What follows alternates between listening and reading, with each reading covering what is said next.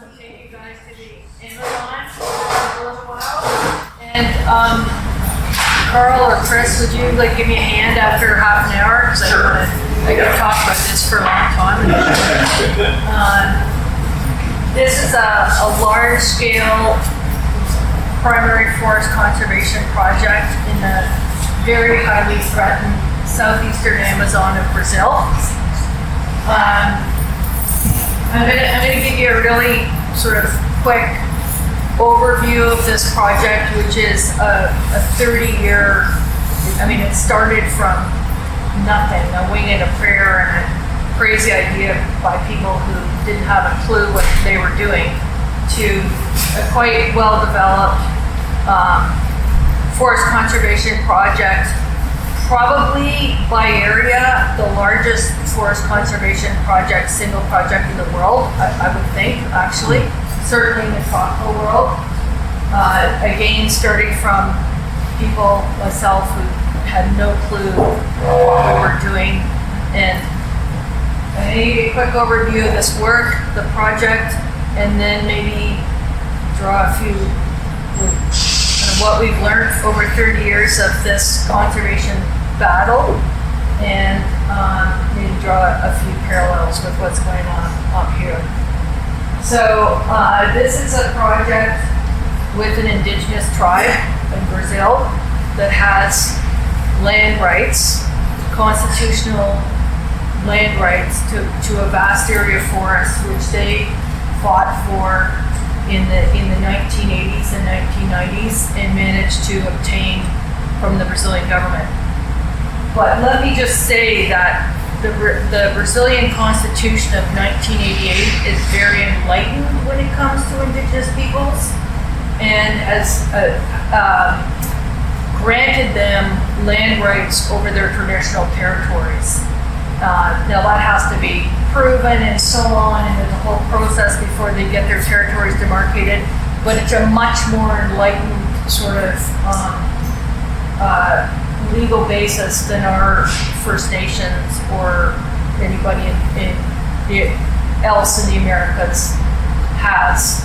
And that is really the foundation of this work, is that their constitutional legal right to this land.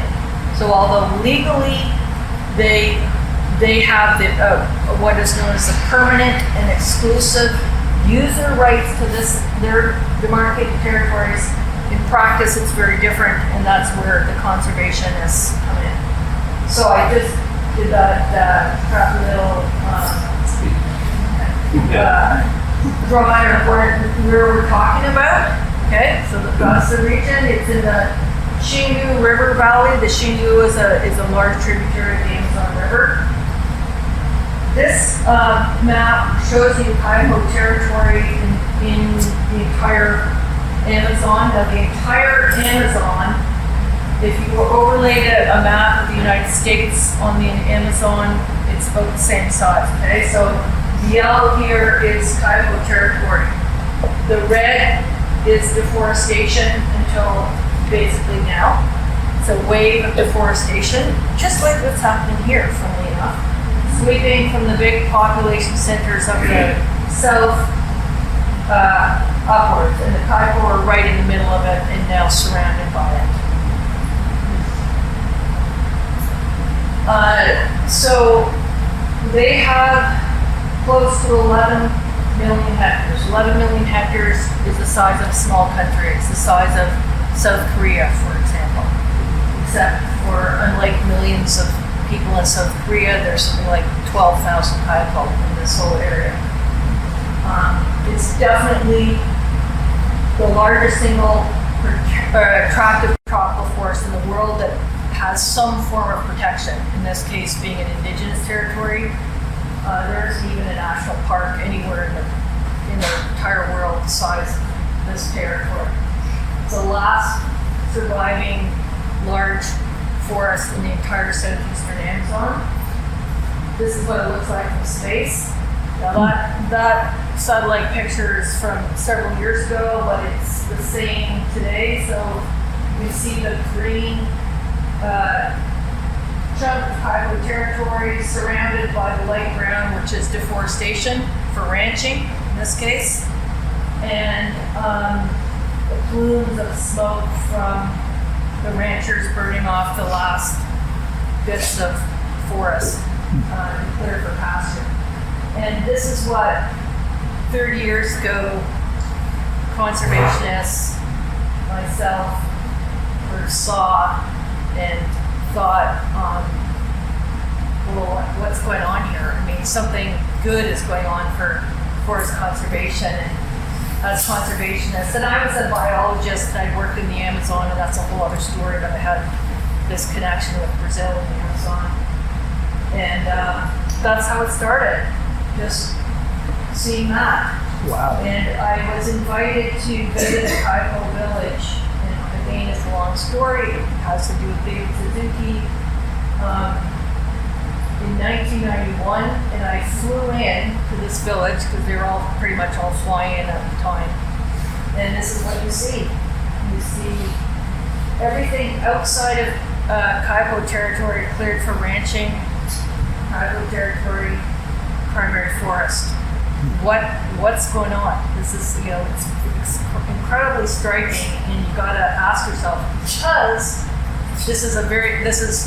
was then, it is today, the Wild West. It's lawless. Okay, so even though this is Kaipo territory, legally nobody is allowed to go in there. Legally, ranchers aren't allowed in there. Loggers, gold miners, nobody else is allowed in there. In practice, it's a free for all in this region of the Amazon. It was, and it still is. So you gotta ask yourself. One asks, what went on here? Like, why is this the case? And really, it boils down to the Kaipo culture. They were a warrior culture. Very much, when I read about the Sioux Indians of the American Plains, very similar. Constantly warring. Young men were raised to be warriors. We still have, but the overt warrior thing is dying out or died out, but which has only happened in the last 30 years. But because of this, they were quite well organized, militant, aggressive, and fearless, utterly fearless, right? They were not, never have been, are still not shy and retiring indigenous group. And that, as it turns out, has worked really well for conservation. And that is why they have almost 11 million hectares of territory. Because in the 1980s and the 1990s, they were only contacted in the 1950s and the 1960s. So people the age of many of us here were born at contact and grew up with very little contact with the outside world. Although by then they had, metal pots and metal tools. Their parents, our parents' generation, grew up they grew up in the Stone Age. I mean, people our age, and I've just got back from there where I spent a lot of time with some of these elders. I mean, they were born in the Stone Age, and today they have Starlink in their villages. But that's a whole other story. So it's this warrior culture. I mean, I hate to say it, but it worked. It turned out to be very important for conservation, and it still is today. And they gained the rights over that huge area of land on their own. They didn't have any NGOs, they didn't have any government, they didn't have any scientists helping them. They just pressured, went to war. And as is often the case, as we see so often up here, the government was, when their land was sort of way out there, nobody was there yet, and there were no roads, it was very easy to say, okay, it's yours, just go away, leave us alone, don't bug us anymore, quit attacking us. And then as soon as the roads and the frontier gets there, and the ranchers and everybody else, in this case the developers, everybody wants that land. And guess what? If you can't defend it, you're gonna be trampled. which of course is what happened to our First Nations, right? And the Sioux, as warrior they were, and as much like the Kaipo they were. So that's just a little bit of background, but what is it like today, and what has it been like? They have a very different idea of nature and their life of nature. They don't separate nature, like nature isn't there and we're here. It's all one thing. They live in it, they live off it. They still, for the most part, live a subsistence livelihood that they gain from their forests, and of course they've got this huge, gigantic area of land. So no matter how much hunting they do and fishing for subsistence, they can't even come close to, depopulating it. And as far as biodiversity, all the rare and endangered Amazon species just thrive in this whole Kaipo land because there's so much, source areas. So even though they're hunting and fishing, it really doesn't impact the ecology. So fishing and hunting and they do gardening, like small slash and burn gardens where they plant potatoes and manioc and bananas. They collect products from the forest. These are acai nuts. You guys have probably heard of it. It's in some juices and stuff up here, although it's nothing like the real thing. They plant a tree and you collect these nuts. The women mostly do that. It's a women's job. And then very important in Kaipo society is their ceremonies, which are intricate and involve entire communities. Like it's pretty cool because in our society we sort of organized as far as to the family level, right? But in Kaipo society there's families, of course, but everybody's part of a community. And everybody in the community participates in these ceremonies, and they're very important. They take weeks of preparation, and they go on for days and nights. And there's different ceremonies that require different types of dances and songs and ornamentation and stuff. Most of them revolve around giving a beautiful name to a child. So it's not like us, there's kind of the biggest ceremony we might have is, a wedding, right?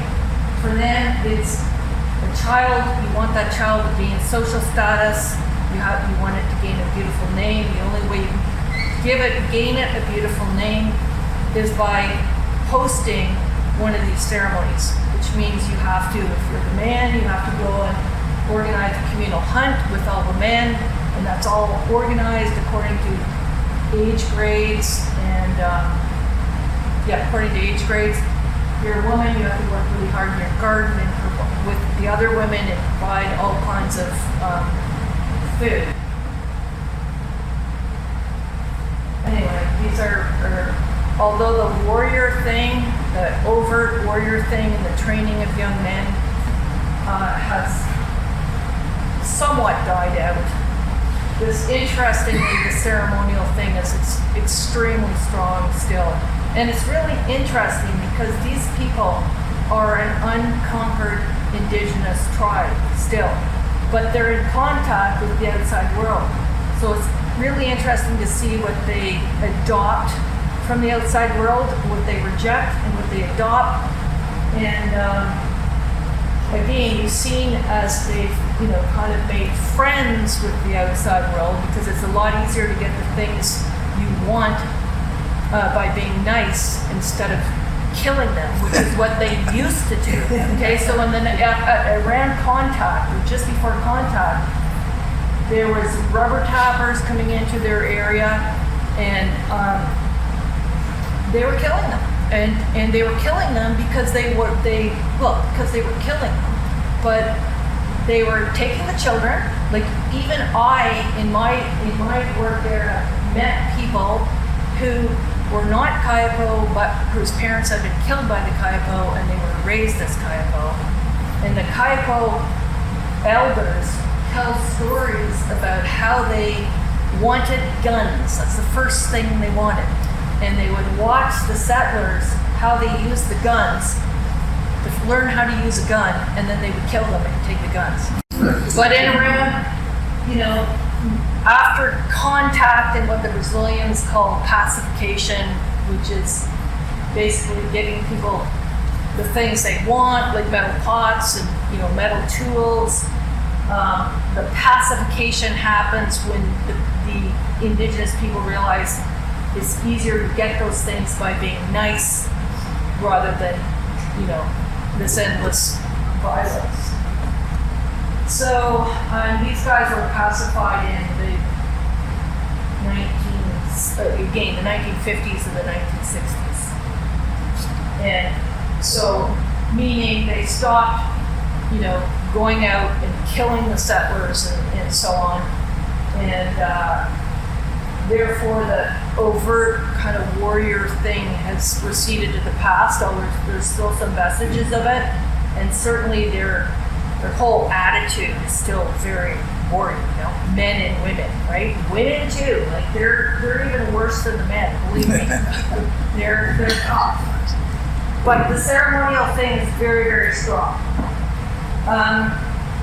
This is what we see outside, right outside tribal territory. That's what the rainforest with all its biodiversity looks like as soon as we get there. Non-indigenous peoples. Logging is another big threat. Again, this is all illegal, or the logging is illegal. I actually did that photo probably 25 years now when they were logging mahogany in Kaipo land, and that's a whole other story, but basically the Kaipo had no conception about logging. They had no idea about how outside society worked. They had no idea about money. They didn't understand it.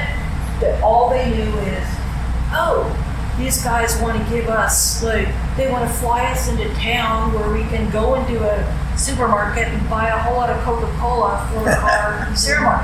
Like, I kid you not, it was like that. And it's like, fine, you just want to take out some mahogany? Sure, right? It's party time. This is what they thought. So, this is all illegal. This is high grading. The forest is high graded for mahogany, but only the one species, because mahogany is or was the most valuable timber species in the world, because it was exported to our countries, because we were buying it, right?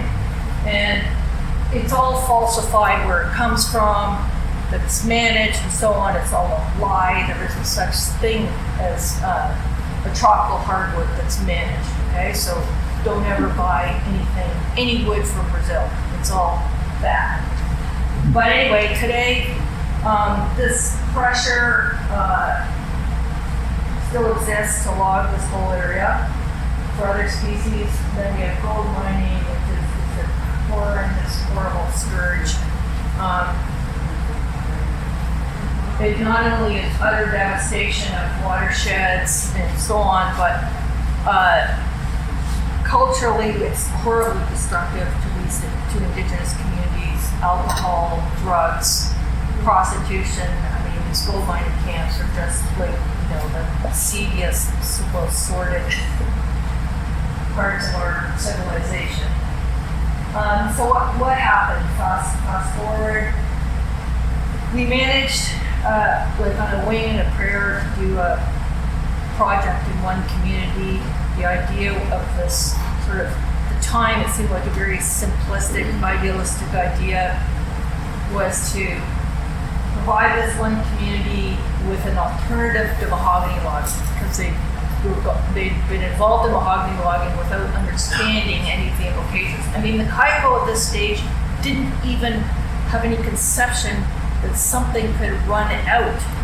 I mean, that you could actually deplete a natural resource. They'd never experienced anything like that before. So this mahogany logging was the first time they saw that you can deplete a resource, because pretty quickly all of mahogany was logged out of, an area the size of a small country.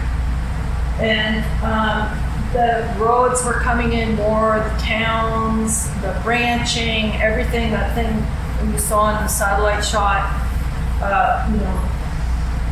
all the deforestation around their territory and everything, and they knew that they were going to be overwhelmed. And indeed, they were going to be overwhelmed. But the conservation organization at the time, which was Conservation International, a big one in the US, that took on this project,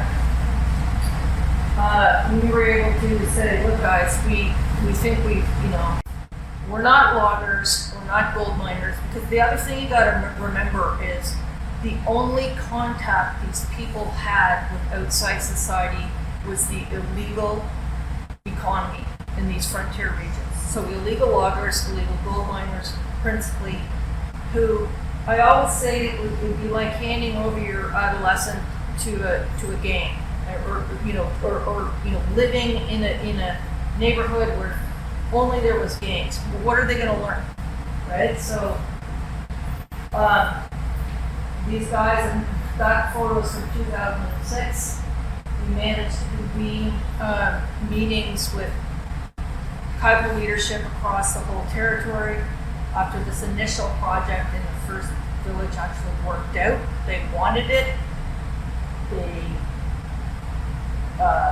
preserved the whole area of mahogany. They didn't let the loggers touch it. It was worth hundreds of thousands of dollars, but they said, no, we want a project. We want conservation NGOs. We like what they're telling us.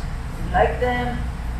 There were people that weren't loggers or miners coming in, researchers. There was a whole group from the University of Toronto, for example, who were just giving them a whole other window on the world.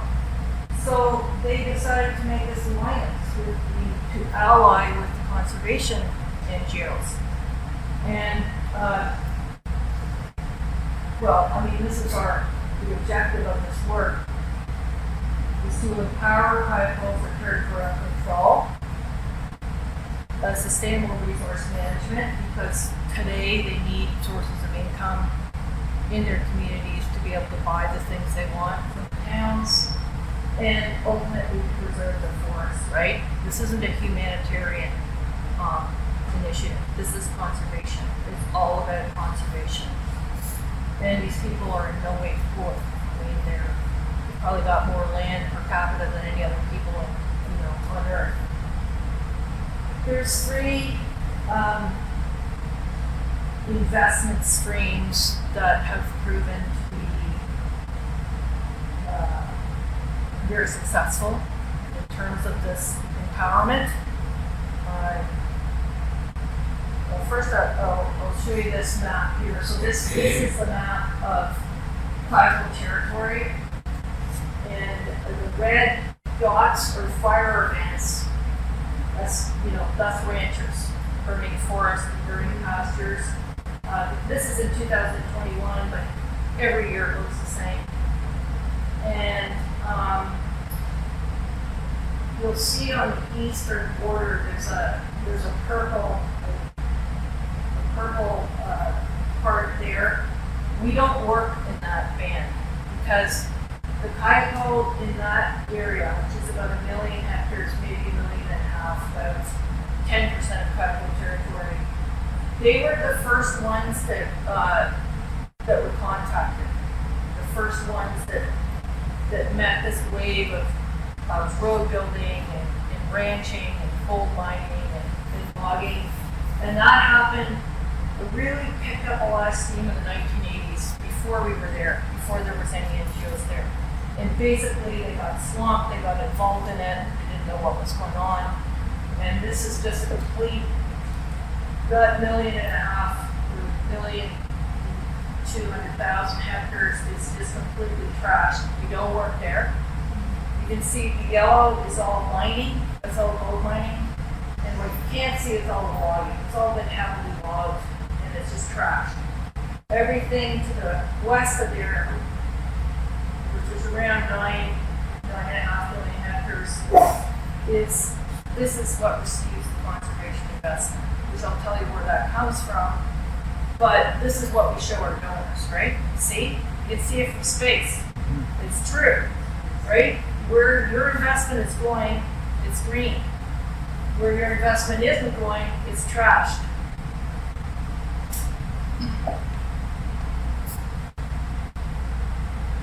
So there's these three streams of investments, which I'll go through very quickly.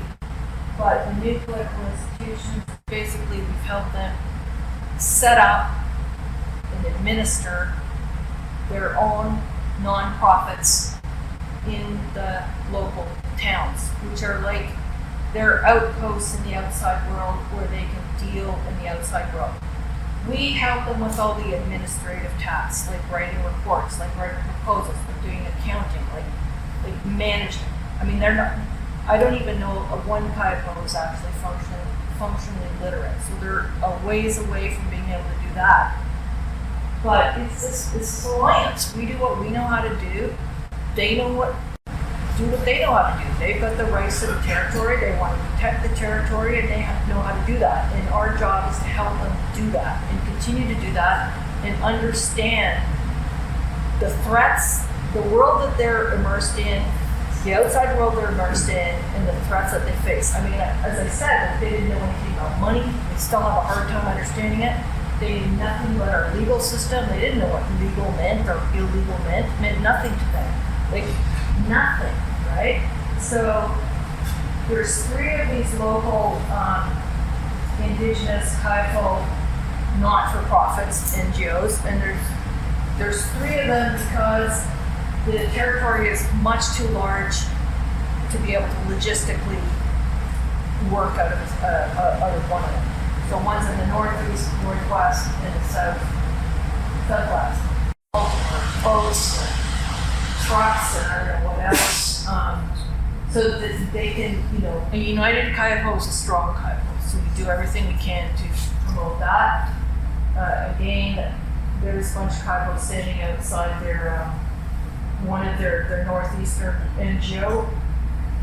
And they're about to get on a bus to go to Brasilia to fight for their Indigenous rights. Sustainable enterprise development, very important. Again, they need to have sources of cash in their communities because these days they want to buy clothes, they want to buy cell phones, the young gas, motors, etc. And so helping them develop sustainable enterprises is really important. And I won't go into this, but Brazil nut's a very important one. And Brazil nut, interestingly enough, is the only, I believe I'm correct to say, it's the only product, non-timber product from a tropical forest that has not yet been domesticated. You can't grow these trees on plantations because the bee that pollinates them only exists in primary forest.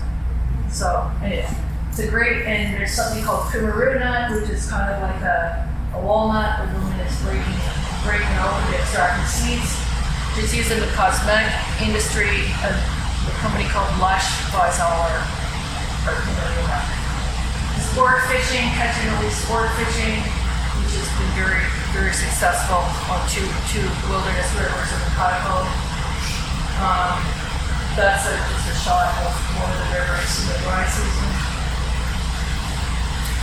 And I could talk for a long time about how these sustainable enterprises are structured. We still subsidize them because the business management has to be, we have to do that part for them.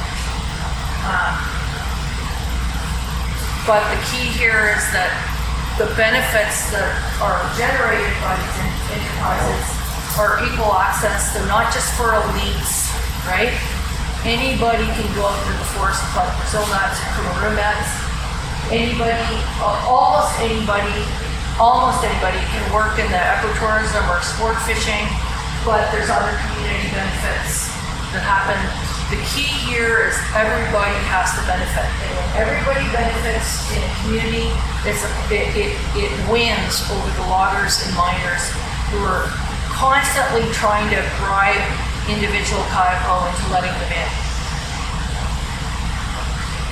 That's a field course we have in one of the villages, which is an international university field course, which is really a form of ecotourism, and that's in the original village. That's been extremely successful. And just in the sport fishing project in this field course, just the fact that the Kayako, especially the young, are interacting with people that value them, that value their culture, that value what they're doing for the world, that value their forest, is a whole different window in the world. Because in the frontier towns where they go to buy supplies and they have quite a bit of interaction now, of course they're discriminated against, they're looked down upon, they aren't valued. Their only value is if you can corrupt somebody to let you in to take out, to log or to fish or to mine. So just this influence by the sort of conservation community is huge. Territorial surveillance is really important because it's basically bottom line keeping the bad guys out. We help them run a series of guard posts, vulnerable entry locations along their border, where gold miners or illegal fishermen or loggers could get in. And just the fact of these guard posts and the Kayako being here signals to the outside that the Kayako of that area are organized and they're for defense and they're not going to let you in. And basically they won't even try if they know that. Just a couple of guard post crews, men and women work at guard posts. There's a rotation. So and there's a day they get paid a salary. And there's a rotation, a weekly rotation, so everybody can have a turn to work at a guard post and make a week's salary. Expedition, which is another part of territorial surveillance. You know, they've got 2,200 kilometers of border to protect. It's not, and every single inch of that border is threatened. That's just an overflight, so that's a gold mining. It's an illegal airstrip, and it's gold mining that's starting, and this is the kind of thing that our project has to deal with the Kayako and get rid of. Here we can see some logging happening. There's been a logging invasion there, and, constantly having to deal with this type of situation. This is the part I really like, one of the things that we help the Kayako do, we help their organizations do, is draft official denunciations of illegal activity in their land. It goes to the Attorney General's office, and then the Attorney General can order a government enforcement operation to remove those invaders. And that's what we have. This is very heartwarming. Okay, we burn these things. I love it. Anyway, okay, I'm coming to the end. Yeah, so that, this is, again, it's long term, it's been a long journey. We didn't know how it would work out. It has worked out. There's, been times along this journey where, and there's a whole team of us now that works on this, a Brazilian team of incredibly dedicated, committed, professional Brazilians that this NGO I work for, the International Conservation Fund of Canada, supports. We've looked at each other at times and said, realize what it is. It's really like a chess game that we're involved in. And we have to be smarter than the bad guys. And we have to move our chess pieces, which is our limited resources, to get the maximum effect. So it's all about strategy, it's all about thinking, and it's also all about never, ever, ever giving up. And no matter how bleak things look, and believe me, they have looked bleak at times, especially with the previous Brazilian government, which was beyond awful, and anti-indigenous and anti-environment. You just take a page from Winston Churchill and you never surrender. And anyway.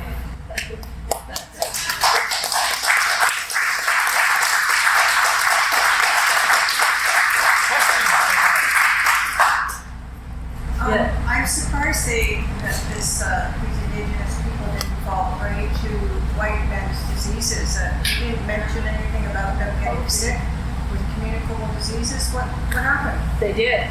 Yeah. And it was in the 1960s and 1970s principally. In fact, I just got back 2 weeks ago, and one of the places we went with with an elder, who had been somebody my age, to a village where he had been as a young man, and we walked around this abandoned village, and he said something like, only 3 people didn't get sick, and I was one of them, and I was, showed like this pit here, we buried like 10 children here. Like, so they did. They went through that, and then I guess it would have been maybe the late 70s, early 80s, they started getting vaccinated. So they were utterly decimated. In this one village, I think 180 people died and 50 survived. So they did go through that. Yeah, how did you handle the language, or how did you handle the language, and what challenges are there around that? Okay, well, I do speak, but I did speak Portuguese, which is the national language of Brazil. So there was always, when I first started, there was always a few Kaipo that spoke a bit of Portuguese. So we could get by, right? But even today, I would say most Kaipo, the vast majority of Kaipo aren't fluent in Portuguese. They can kind of get by. There are some very fluent, but so yeah. And then I learned a bit of Kaipo. I wouldn't say a fully fluent Kaipo, but you just get by. Brazil's Environmental Protection Agency, IBAMA, and other ones before Bolsonaro. To what extent was it helpful, or was it actually protecting? And then during Bolsonaro, how bad did it get? And has it improved since Lula took control? Yeah, so pre-Bolsonaro, IBAMA, which is the Ministry of Environment, which has the legal authority to do things like the picture I showed you of burning the big excavator, those are the big machines used in gold mining. They are the legal authority, federal legal authority. They can do that. They're good, like real pros, but vastly under-resourced, right? They have the whole freaking Brazilian Amazon, which is 60% of the entire Amazon, to patrol with something like 4 helicopters. And you have to have helicopters to do these operations. So we would beg, our teams would have spent a lot of time making relationships with the Obama people to get these operations. We get them now and again. Bolsonaro, nothing. Bolsonaro was Trump. Bolsonaro, anti-indigenous. His agenda was to open all these lands to development. You just forget it.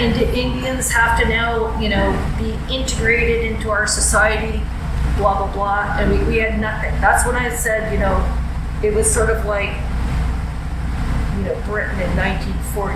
Well, it's kind of been like that the whole time, but it even got worse. And I'm not sure that we could have survived another Bolsonaro term, because the government was actively working to destroy the NGOs and destabilize them, because they recognized the NGOs were barriers to taking over all this land.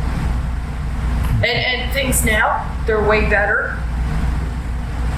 We have a pro-indigenous, pro-environment government, at least for another 3 years. But still, IBAMA and the authorities are very under-resourced. I think we'll cut the questions off there, but if you've got one afterwards, by all means, come speak to Barb directly. I think if there's one word that summarizes Barb's speech tonight, it's fearless. The fact that 12,000 Kayapos can do so well at preserving 11 million hectares should be an inspiration to everybody in this region. I mean, on a grand scale, if they can do, albeit with help, but they can do what they're doing, we should be reinvigorated to do the job we've got to do, because they're an excellent role model for us. So, Barb, thank you so much for this.